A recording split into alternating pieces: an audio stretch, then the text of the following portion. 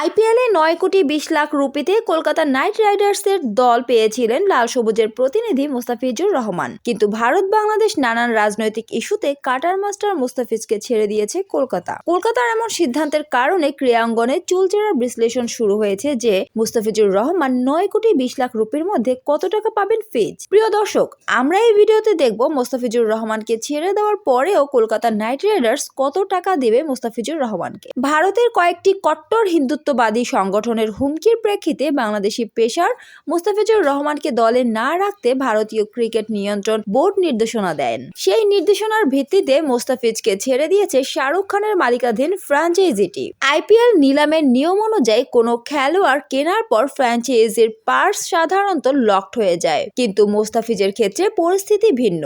তিনি নিজে সরে দাঁড়াননি কিংবা ইনজুরিতেও পড়েননি, বরং কূটনৈতিক ও নিরাপত্তাজনিত কারণে বিসিসিআই সরাসরি তাকে ছাড়ার নির্দেশ দিয়েছে। লিগের অপারেশনাল গাইডলাইন অনুযায়ী ক্রিকেটের বাইরের কোনো কারণে বিসিসিআই যদি খেলোয়াড় প্রত্যাহারের নির্দেশ দেয়, সেক্ষেত্রে সংশ্লিষ্ট ফ্র্যাঞ্চাইজি সাধারণত ওই খেলোয়াড়ের জন্য ব্যয় করা সম্পূর্ণ নিলাম মূল্য ফেরত পাওয়ার অধিকার রাখে।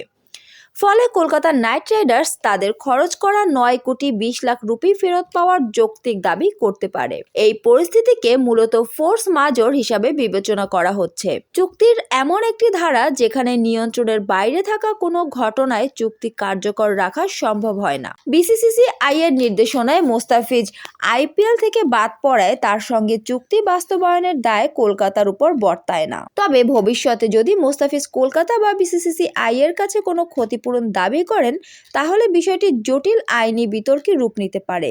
এই অর্থ ফেরত পাওয়া কলকাতার জন্য গুরুত্বপূর্ণ, কারণ এতে রেজিস্টার অ্যাভেলেবেল প্লেয়ার পুল কিংবা রিপ্লেসমেন্ট ড্রাফট থেকে পূর্ণ আর্থিক সক্ষমতা নিয়ে বিকল্প খেলোয়াড় খোঁজার সুযোগ থাকবে। অর্থ ফেরত না পেলে এমন একটি পরিস্থিতির মাসুল গুনতে হবে কলকাতাকে, যার পিছনে তাদের কোনো ভূমিকা নেই। বিষয়টি নিয়ে বিসিসিআই কিছুটা নমনীয়তার ইঙ্গিত দিয়েছে।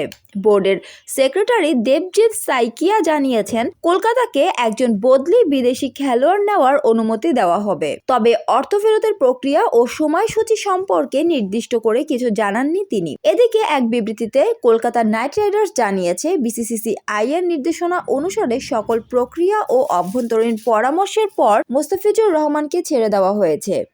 আইপিএল এর নীতিমালা অনুযায়ী বদলি খেলোয়াড় নেওয়ার অনুমোদনও দেওয়া হয়েছে। শিগগিরই এই বিষয়ে বিস্তারিত জানানো হবে। তবে অর্থ ফেরত পেলেও ডেথ ওভারের বিশেষজ্ঞ হিসাবে মুস্তাফিজের মতো সমমানের বোলার খুঁজে পাওয়া কলকাতার জন্য বড় চ্যালেঞ্জ হয়ে দাঁড়াবে বলেই মনে করছেন বিশ্লেষকরা।